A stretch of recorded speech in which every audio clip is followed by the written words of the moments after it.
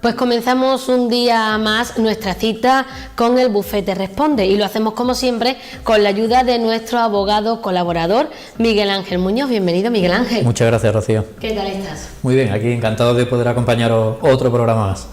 Pues en el programa de hoy hablaremos del delito de descubrimiento y revelación de secretos, que son aquellos tipos penales que protegen el derecho a la intimidad. Eso es. Yo hago el inicio del programa porque siempre tengo el apoyo de nuestro amigo Miguel Ángel. Pero ¿de qué estamos hablando en este programa? Básicamente lo que vamos a abarcar o a abordar en el programa de hoy es una serie de comportamientos que precisamente esa es la razón de que estén tipificados, contemplados en el Código Penal, que protegen la intimidad. Es decir, ¿qué es la intimidad? Pues evidentemente podremos definirlo como ese espacio que toda persona necesita para desarrollar su vida y que evidentemente toma una serie de decisiones o que sabe una serie de información o de datos o de hechos que no quiere que trascienda a terceras personas o a la sociedad en su conjunto. Es decir, mantener nuestra privacidad, nuestra intimidad, ese es el bien jurídico, de ahí la importancia de esta figura delictiva y por tanto son datos que solamente quizás las personas más cercanas, en lo que es el entorno de ese sujeto en cuestión, conocerán los detalles porque evidentemente son amigos desde hace muchos años, o porque son familiares, o bien porque es la mujer o el marido de esta persona, pero evidentemente porque hay algún vínculo, alguna relación entre ellos. Pero fuera de ese círculo es una información que por tanto nosotros queremos mantener custodiada, ¿no? Protegida. De ahí que sea tan importante preservar la intimidad de las personas. Y por supuesto, cuando hablo de intimidad, Rocío, que se me entienda lo que quiero decir en el sentido amplio de la palabra, es decir, por ejemplo, aspectos que pueden afectar a mi intimidad corporal, pero también a mi intimidad personal. Evidentemente, por ejemplo, mi historial clínico no lo tiene que saber todo el mundo, sino solamente yo y quizá las personas que yo quiero contárselo porque considero que son importantes en mi vida, porque tenemos una relación, porque son amigos, porque son familiares, etcétera, etcétera, etcétera. Pero esa es la razón de ser y eso en definitiva es lo que vamos a tratar en el día de hoy. Además es un tema en el que se habla mucho hoy en día, ¿no? Porque con Claro. redes sociales, nuevas tecnologías, todo, hablamos mucho del derecho a la intimidad. Eso es, básicamente todos los comportamientos o todas las conductas que están descritas en el Código Penal, digamos que tendrían como 3 puntos de partida o van encaminadas a 3 ideas básicas. Una, lo que son la interceptación de comunicaciones, por ejemplo, que yo acceda al correo electrónico o acceda a un dispositivo de una determinada persona. Segundo, cuando yo hago o despliego una determinada conducta o una determinada acción para apoderarme de los secretos de esa persona o de una empresa o de una sociedad, o bien directamente voy a descubrir esa intimidad de esa persona. Porque he dicho también sociedad y empresa, Rocío, porque este delito, la presunta víctima, el perjudicado, el ofendido, como lo queramos decir, el lesionado, si quieren los espectadores, puede ser una persona física, como puede ser tú o yo, o también una determinada empresa o una determinada sociedad. Por ejemplo, pensemos que un determinado hacker, un determinado pirata informático accede a la contabilidad o a la lista de clientes de una determinada entidad financiera para no hacer publicidad. Evidentemente, ahí corremos el peligro de que salgan a la luz una cantidad de datos, de información que el banco tiene que proteger a sus clientes, ya sea la titularidad de las cuentas, el saldo que tienen en las cuentas, si son una cuenta, si son dos, o tienen otro tipo de producto contratado, un depósito, un plan de pensiones, etcétera, etcétera, etcétera. Pero ese tipo de comportamientos son las figuras que se contempla y por tanto que abarca esta parte del Código Penal. ¿Y si se comete delito, estos delitos tienen castigo? Claro, evidentemente, sí, como siempre, si se probase a través del correspondiente procedimiento judicial, se celebra el juicio y se practica la prueba y hay una sentencia condenatoria, cuidado porque las penas no son precisamente bajas. ¿Qué quiero decir?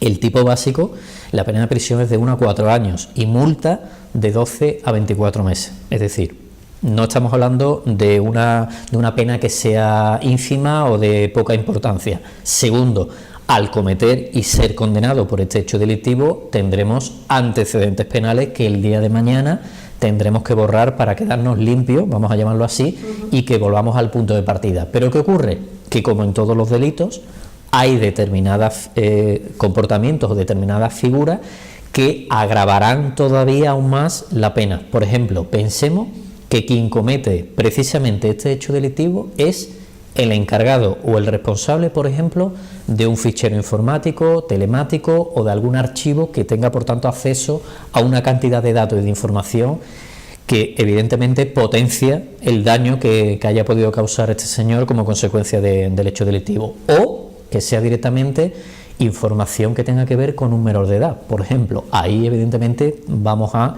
poner o a aumentar todavía más la pena de este hecho delictivo.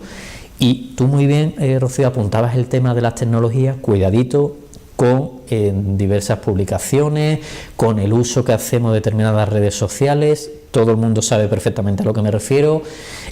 Cuidado con ciertas afirmaciones porque pueden causar o traernos muchos problemas, no solamente porque pudieran ser a lo mejor presuntamente constitutivas de un delito de injuria, que ya lo tratamos aquí hace algunos programas, sino también porque quizás estamos vulnerando la intimidad de esa persona. Y si esa persona además es un menor de edad, cuidado porque el daño que podemos hacer todavía puede ser más grave.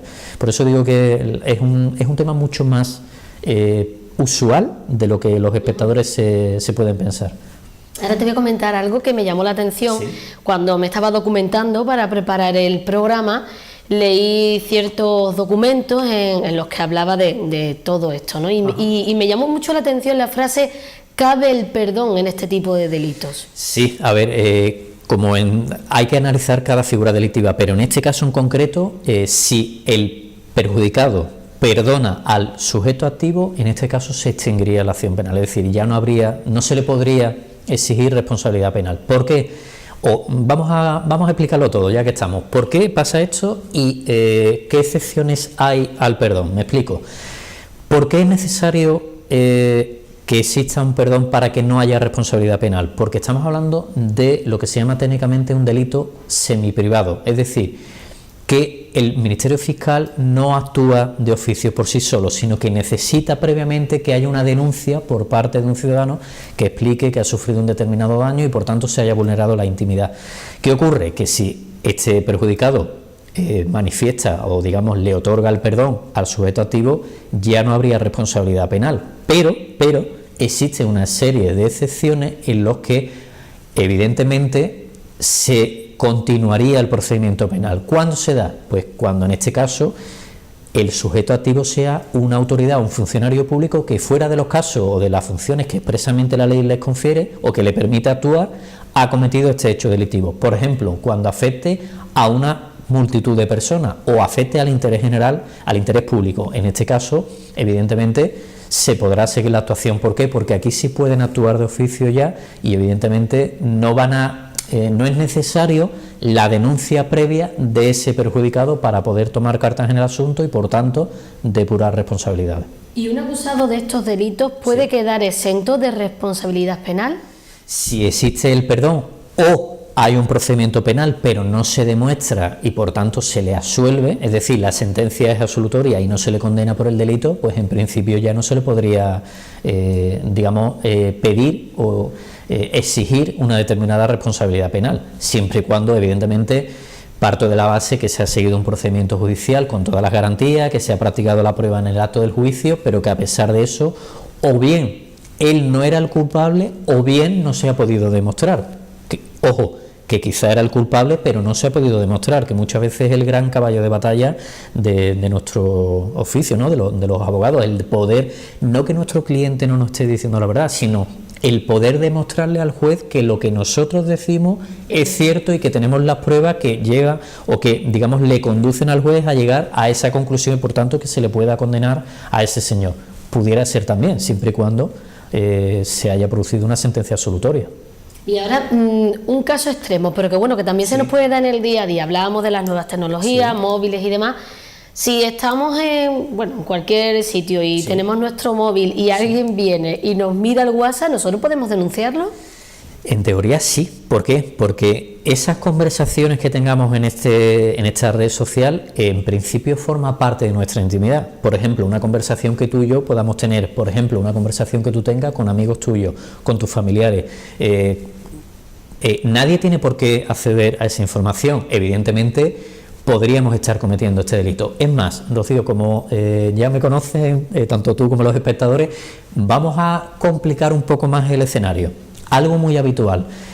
Se produce, por ejemplo, una infidelidad en una pareja y uno de los dos, sin que el otro lo sepa, accede al móvil de esa persona para descubrir si efectivamente hay una relación paralela con otra persona.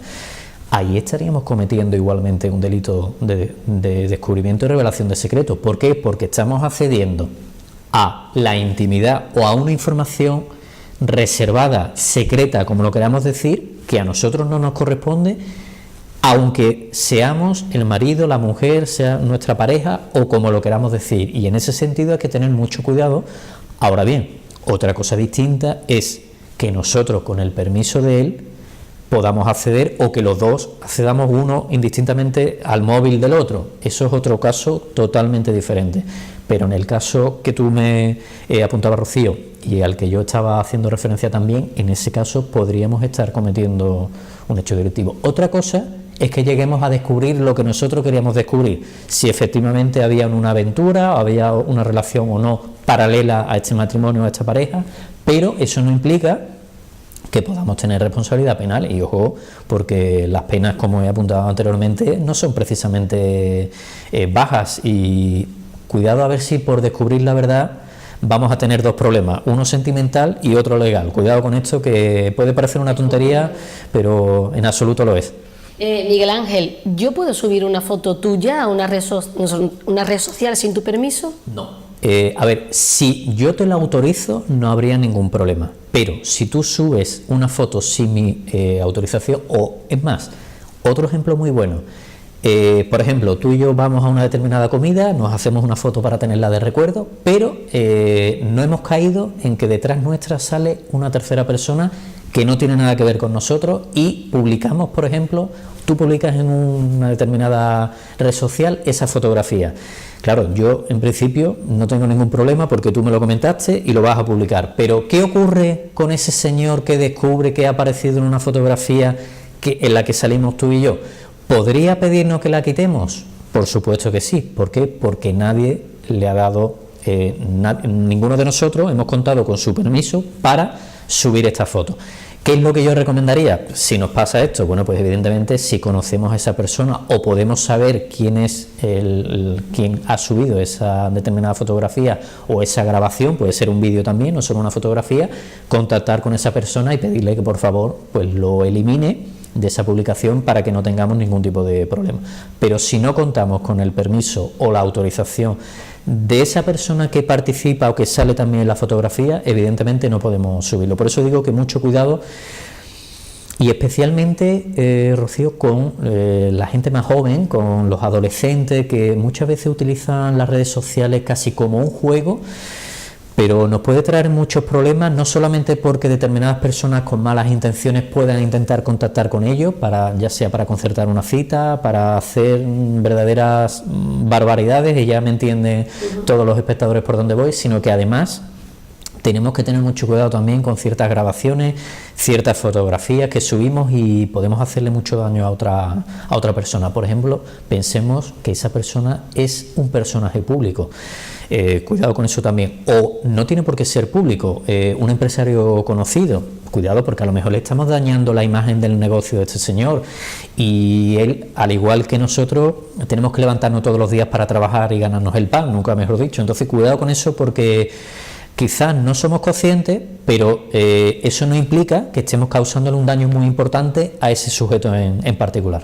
Y si como siempre lo trasladamos a los menores, Sí. y te pongo en escena, Sí. un móvil que lo tiene una adolescente de 12, 13, 14 años y graba a una amiga suya, bueno, pues no sé, haciendo algo que la otra, bueno, pues no quiere que le grabe.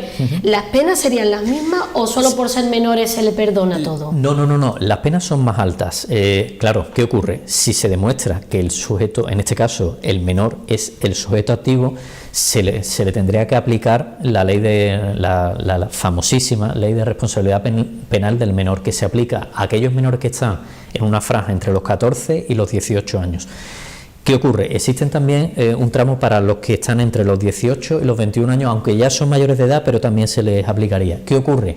La idea no es que el menor se vaya de rosita, es decir, no es que no se le pueda exigir responsabilidad penal al menor, sino la idea es aplicarle o imponerle, mejor dicho, una o varias medidas de ese famosísimo catálogo y extensísimo catálogo que establece la ley del menor, para de alguna manera conseguir, primero, que sea consciente de su comportamiento y del daño que ha producido; segundo, que en la medida de lo posible intente reparar el daño ocasionado; y en tercer lugar, si a pesar de eso alcanza la mayoría de edad y los hechos son suficientemente graves, pues bueno, podríamos ya tratarle como un adulto y exigirle ya la responsabilidad penal correspondiente. Entonces, en ese caso, habría que ver un poco el caso también y los detalles, por supuesto, del supuesto en concreto al que estamos haciendo referencia, pero no implica, o dicho de otra manera, para que los espectadores lo tengan claro, menor no es igual a me lavo las manos y aquí no ha pasado nada. No, cuidado con eso, que es algo muy habitual.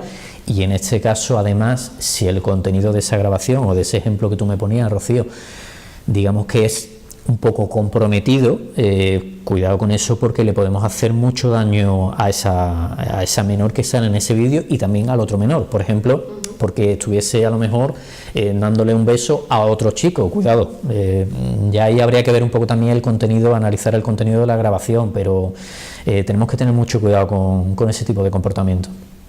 Te pongo otro ejemplo, si te parece, porque además este programa podríamos llevarnos horas, ¿verdad? La verdad que es muy extenso. Decíamos lo de la foto. Mi pregunta era, ¿yo puedo subir una foto tuya a una red social? Evidentemente tengo que tener tu permiso, pero si se trata de nuestros hijos, ¿yo puedo subir fotos a una red social de mis hijas? ¿No? ¿O tengo que pedirle permiso a mis hijas? En principio no, porque claro, tú como padre, o en este caso como madre de tus hijas, no solamente ostentas la patria potestad, sino que te encargas también de velar por sus intereses y digamos, protegerlos. En este caso, no es necesario que tú le pidas permiso. ¿Por qué? Porque ellos son menores de edad. Tú tienes que actuar y tomar las decisiones más coherentes posibles en beneficio de tus hijos. Ahora, eso no implica que tú puedas subir la foto. Otra cosa es que a lo mejor pues publiques de una manera que solamente las personas de tu entorno solo puedan acceder a ese contenido, de manera que estás poniendo ciertas limitaciones o ciertas barreras para que esa foto no sea divulgada y por tanto conocida por cualquier persona. Podría ser una pauta muy buena. De hecho, es muy habitual también que determinados padres, hasta que sus hijos no cumplen una determinada edad, no publican ciertas fotografías, cosa que me parece muy correcta, muy sensata y muy lógica por su parte. Pero en este caso, Rocío, no haría falta que tú le pidas el permiso a tus hijos, siempre y cuando sean menores de edad. Vamos, si te parece, porque el apartado de preguntas lo teníamos para este programa, bueno, a todo lo que da. En nuestro correo info@muñozdelgadoabogados.com es el correo al que nuestros seguidores han enviado las preguntas que querían acerca de este programa. Decía Lorena, dice, tengo 19 años y por una amiga mía he podido saber que mi exnovio ha difundido una foto mía desnuda a sus amigos. No me atrevo a comentárselo a mis padres y no sé qué debería hacer. Bueno, a ver, entiendo que está en una situación muy comprometida. Si no te he escuchado mal, es su exnovio el presunto autor quien ha subido esta grabación, con lo cual, primero, sé que es algo desagradable, pero yo lo primero que haría, a pesar de que es mayor de edad, no sé si sigue viviendo o no con sus padres, pero en cualquier caso que lo ponga en conocimiento ya de sus padres y de sus familiares. Segundo, que se asesore y se ponga inmediatamente en manos de un abogado. Y tercer consejo, yo antes que nada hablaría con este chico para que retire inmediatamente el contenido. Y si hay un comportamiento poco correcto por su parte, aunque no le guste y pueda ser desagradable, me temo que tendrá que denunciarlo porque considero que se le puede hacer un daño importante. Primero, por la naturaleza de esa grabación, un vídeo de contenido sexual, con lo cual ya de por sí es un dato muy sensible.